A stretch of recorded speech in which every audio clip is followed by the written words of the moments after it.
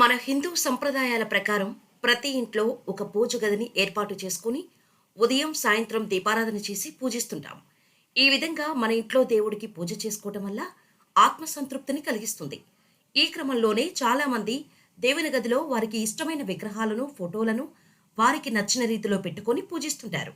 అయితే మన ఇంట్లో పెట్టుకొని పూజించే దేవతా విగ్రహాలు ఎలా పడితే అలా పెట్టకూడదని, దేవతా విగ్రహాలను పెట్టడానికి కూడా కొన్ని పద్ధతులు ఉంటాయని పండితులు చెబుతున్నారు. అయితే దేవుని గదిలో ఎటువంటి ఫోటోలు పెట్టాలి, పూజ గదిలో పాటించాల్సిన నియమాలేమిటి అనే విషయాల గురించి ఇక్కడ తెలుసుకుందాం. మన ఇంట్లో పూజ గదిలో ఎవరి స్థాయికి తగ్గట్టుగా వారు విగ్రహాలను, ఫోటోలను పెట్టుకొని పూజిస్తుంటారు.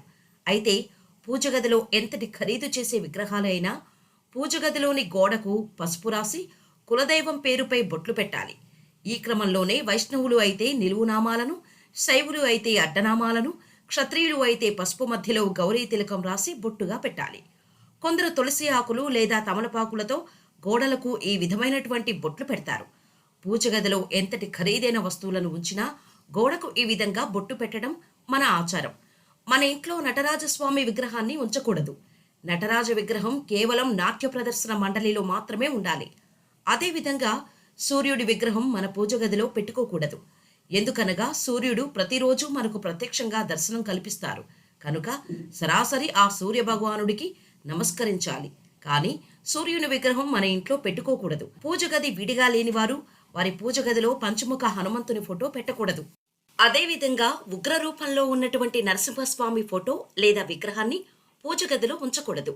చేతిలో పిల్లన గ్రోవి ఉన్న కృష్ణుడి విగ్రహం కూడా మన ఇంట్లో ఉండకూడదు. అదేవిధంగా కొందరు పూజ గదిలో పెద్ద విగ్రహాలను పెట్టి పూజిస్తుంటారు. పెద్ద విగ్రహాలను పెట్టడం వల్ల ప్రతిరోజు మహానివేదన, వారానికి ఒకసారి అభిషేకం చేయాల్సి ఉంటుంది.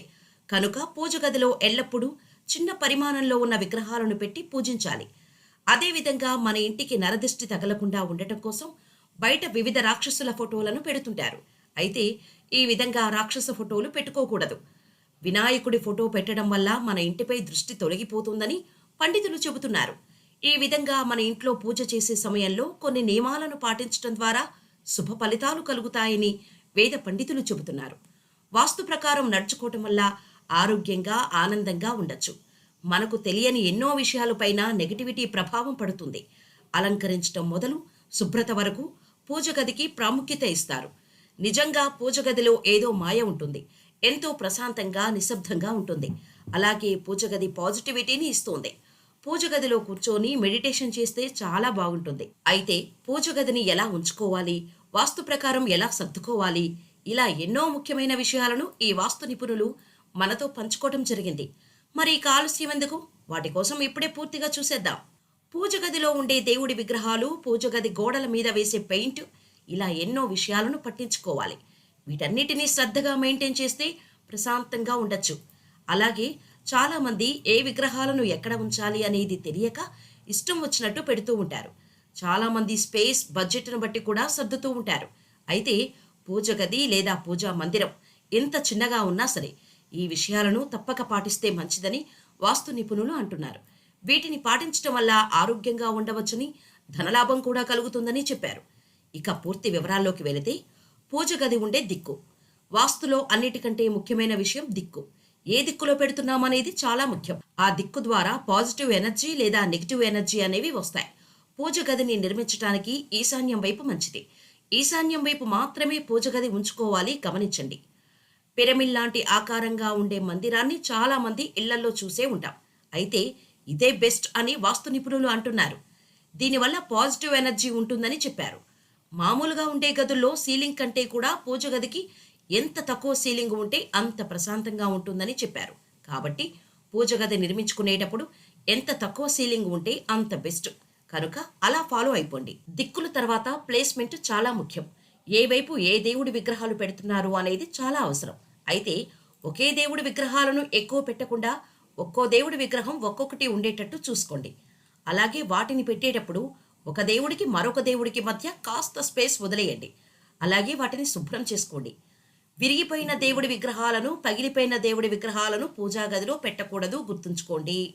ఇలా చేయటం వల్ల నెగిటివిటీ ఉంటుంది. కాబట్టి ఎప్పుడూ విరిగిపోయిన వాటిని, పగిలిపోయిన వాటిని పూజ గదిలో పెట్టద్దు. పూజ గదిలో పూజా పుస్తకాలు, దీపాలు, అగరబత్తులు ఇవన్నీ సర్దుకోవటానికి చాలామంది తెలియక పూజ గదిలో అల్మారాలు కట్టిస్తారు. ఎక్కువ అల్మారాలు అస్సలు ఉండకూడదు. చాలా తక్కువ అల్మారాలు లేదా ఒక అల్మారా ఉంటే పర్వాలేదు. అది కూడా ఆగ్నేయం వైపు మాత్రమే ఉంచుకోవాలి. ఇది కూడా తప్పక ఫాలో అవ్వండి. పూజ గదిలో వేసే రంగులు. ఇక పూజ గదిలో ఎలాంటి రంగులు వాడాలి, ఎటువంటి రంగులు వేయటం వల్ల పాజిటివిటీ ఉంటుంది అనే విషయంలోకి వస్తే, పూజ గదిలో రంగులు వేసేటప్పుడు చాలా జాగ్రత్తగా ఉండండి. ఆ రంగులను ఎంచుకునేటప్పుడు లైట్ షేడ్స్ మాత్రమే వాడండి. ముఖ్యంగా తెలుపు, పసుపులో లైట్ షేడ్స్ని ఎంచుకోవడం మంచిది. ముదురు రంగుల్ని వాడటం వల్ల ఏకాగ్రత తగ్గిపోయి ఇబ్బంది వస్తుంది. కాబట్టి రంగుల విషయంలో తప్పకుండా ఈ జాగ్రత్తలు పాటించండి. వెలుతురు. ఎక్కువసేపు పూజ చేసుకోవటం లేదా మెడిటేషన్ చేసుకోవటం చాలా మందికి అలవాటు కాబట్టి మంచి వెలుతురు ఉండే ప్రదేశంలో పూజ గది నిర్మించుకోండి. ఒకవేళ కనుక వెలుతురు రాకపోతే మంచి ఎల్ఈడి లైట్స్ లేదా దీపాలు వంటి వాటితో మెడిటేషన్ లేదా పూజ చేయండి. అలాగే ఎప్పుడూ కూడా దీపాలను పెట్టేటప్పుడు ఈశాన్యం వైపున పెట్టుకోవడం మంచిదని వాస్తు నిపుణులు చెబుతున్నారు. చూశారు కదా, వాస్తు నిపుణులు చెప్పిన వాస్తు టిప్స్. ఈ చిన్న చిన్న వాస్తు టిప్స్ని పాటించడం వల్ల సమస్యల నుండి దూరంగా ఉండొచ్చు. అదేవిధంగా ఏ ఇబ్బంది లేకుండా ఆరోగ్యంగా ఆనందంగా జీవించడానికి ఈ టిప్స్ మీకు బాగా సహాయం చేస్తాయి. కాబట్టి పూజ గదిలో తప్పకుండా వీటిని అనుసరించి నెగిటివిటీకి దూరంగా ఉండి పాజిటివిటీని పొందండి.